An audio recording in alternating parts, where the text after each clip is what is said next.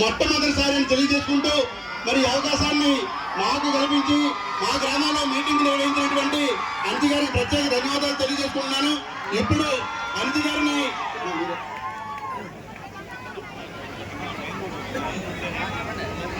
RTO గారిని సభను నడిపించవలసిందిగా కోరుతున్నాను. ప్రతి మండలానికి సంబంధించి షెడ్యూల్ ఇవ్వడం జరిగింది. మన జిల్లాకు సంబంధించి మొత్తం 2,05,000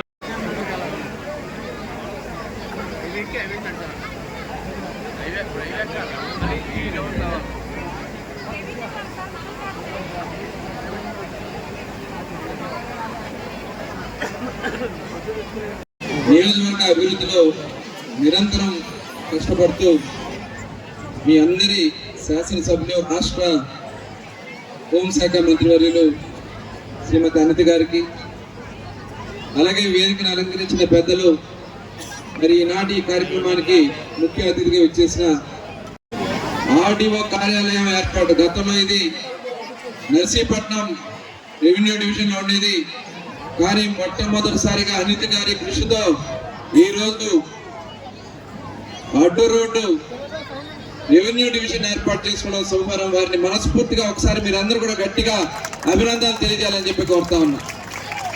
అంటే ఈ రెవెన్యూ డివిజన్ వల్ల ఈ ప్రాంత అభివృద్ధిలో వేగవంతంగా నిర్ణయాలు తీసుకోవడానికి, అధికారులు వేగవంతంగా పనులు చేయడానికి, అలాగే ప్రజలకు ఏదైనా సమస్య వచ్చినా వేగవంతంగా వాళ్ళ అధికారులను కలుసుకోవడానికి అవకాశం ఉన్నటువంటి అందరికీ ఆమోదయోగ్యంగా ఉండే సెంటర్ ప్లేస్ లో ఏర్పాటు చేయడం.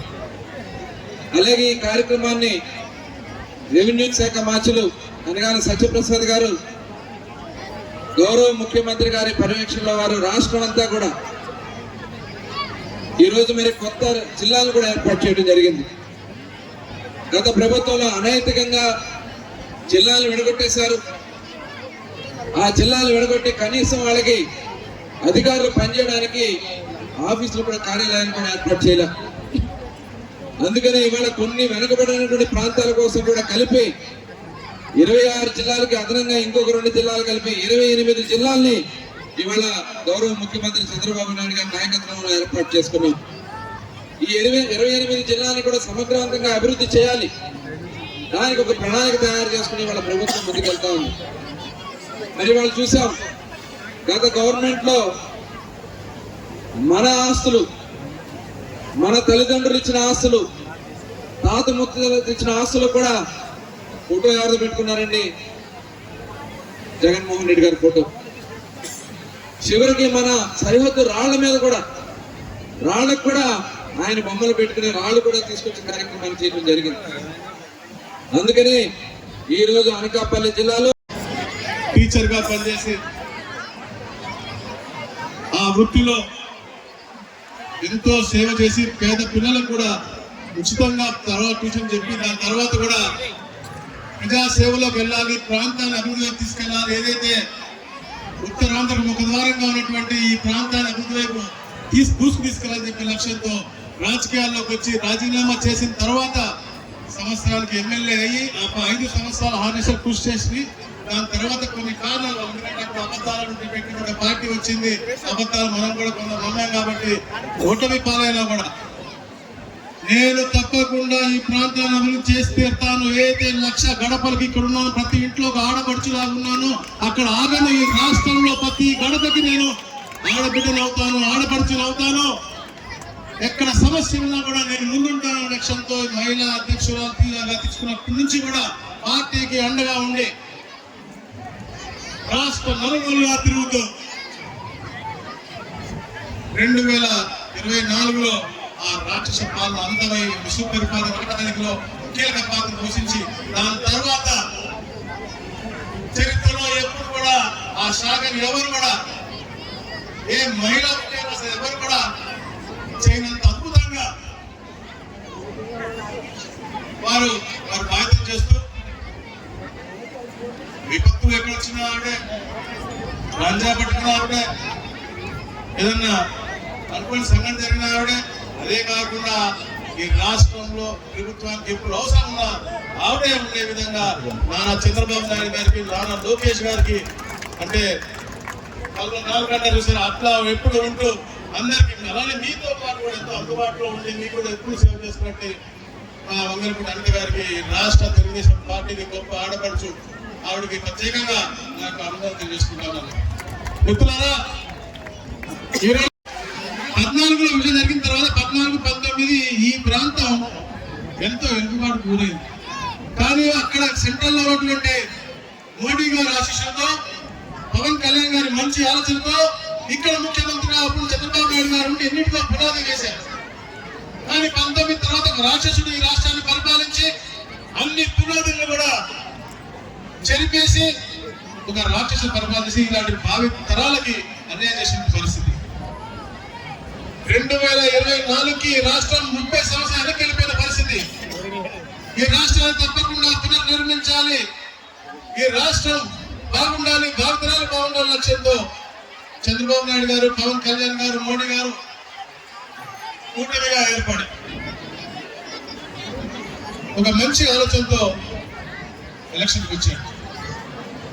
మీ అందరి ఆశీస్సులతో చరిత్రలో ఎప్పుడు లేని విధంగా 93% ఓట్ షేర్తో గతంలో ఏ పార్టీకి ఎక్కడ రాని విధంగా ఈ ప్రాంతంలో మీరు ఆశీర్వదించారు. అప్పటి నుంచి మా పోరాటం స్టార్ట్ అయింది.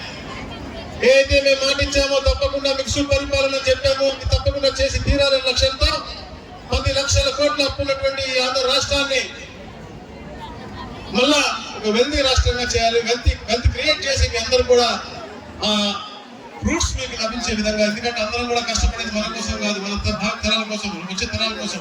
వాళ్ళందరికీ ఒక మంచి ఆదర్శమైన పరిపాలన, అలాగే ఒక ఫ్రూట్ఫుల్ పాలన ఇవ్వాలనే లక్ష్యంతో ఎన్నో కార్యక్రమాలు చేశాం. 18 నెలలు అయింది, 18 కార్యక్రమాలు చేశాం. సూపర్ 6 అని సూపర్ 6 తో మేము ఆగలేదు, సూపర్ 18 పథకాలు ఇచ్చాం. 18 నెలల్లో దాదాపుగా 50,000 కోట్ల రూపాయలు పెన్షన్ గా ఇచ్చాం. చరిత్రలో ఎప్పుడు కూడా ఎవరు చేయని విధంగా ఒకే రోజు సంతకం పెట్టి 3,000 4,000 చేసాం, 3,000 6,000 చేసాం, 3,000 10,000 చేసాం, 3,000 15,000 చేసాం. మళ్ళీ అందరికి కూడా పేదవాడు ఎవరు కూడా ఆకలితో ఉండేవాడని చెప్పి అన్నా క్యాంటీన్ మెగా డిఎస్సి. ఎందుకంటే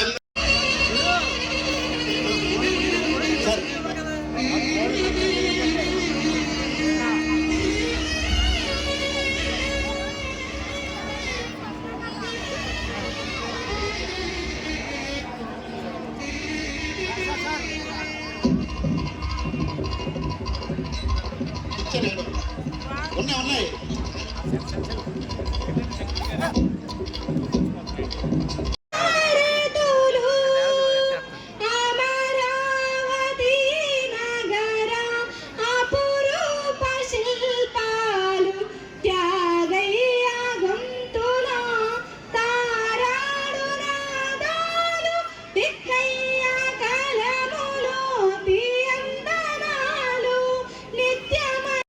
దగ్గర నుంచి కూడా రెవెన్యూ శాఖ ప్రక్షాళన చేయాలని ఒక మంచి ఉద్దేశంతో ఎన్నో సమస్యలు ఎదురొడ్డినా కూడా ఎదుర్కొని ఈ రోజు గౌరవ ముఖ్యమంత్రి చంద్రబాబు నాయుడు గారి సారథ్యంలో, ముఖ్యంగా చెప్పాలంటే ఒక ట్రబుల్ షూటర్ గా పేరుగాంచి పార్టీని కష్టకాలంలో ముందుకు నడిపించడమే కాకుండా గౌరవ ముఖ్యమంత్రి గారికి కుడి భుజంగా ఉండి ఈ రోజు అధికారంలోకి రావడానికి, ఎన్డీఏ కూటమి అధికారంలో రావడానికి అహర్నిశలు కృషి చేసిన మన రెవెన్యూ శాఖ మంత్రి, మనందరి అభిమాన నాయకుడు, నా మిత్రుడు అనగాని సత్యప్రసాద్ గారికి ప్రత్యేకంగా ధన్యవాదాలు, నమస్కారాలు తెలియజేసుకుంటూ ఈరోజు ఈ కార్యక్రమానికి మీ అందరి అభిమాన నాయకుడు, మనందరి అభిమాన నాయకుడు, మన ఇన్ఛార్జ్ మంత్రివర్యులు ఇందాకే మా అన్న మంచి ఎలివేషన్ ఇచ్చాడు, స్వామియులు అని. నిజంగానే స్వామియులు.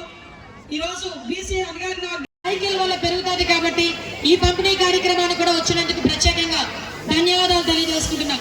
మిమ్మల్ని అందరినీ ఒకటే కోరుకుంటున్నాం, రాబోయే కాలంలో గౌరవ ముఖ్యమంత్రి గారు కోరుకున్న స్వర్ణాంధ్రప్రదేశ్ సాధ్యమే దిశగా ముందుకు అడుగులేస్తున్న క్రమంలో ఇక్కడున్న ప్రతి బిడ్డ కూడా తమ భవిష్యత్తు గురించి తమ భవిష్యత్తు గురించి తమే ఆలోచించుకొని ఎటువంటి చెడు మార్గాలకి పోకుండా, గాంజా డ్రగ్స్ అనే వాటికి జోలికి పోకుండా మంచిగా చదువుకుంటూ మన నియోజకవర్గానికి మంచి పేరు తీసుకురావాలని మనస్ఫూర్తిగా కోరుకుంటూ ఈ రోజు ఒక మంచి కార్యక్రమానికి శ్రీకారం చుట్టడానికి ఇక్కడికి వచ్చిన ప్రతి ఒక్కరికి కూడా పేరు పేరున ధన్యవాదాలు తెలియజేసుకుని సెలవు తీసుకుంటున్నా.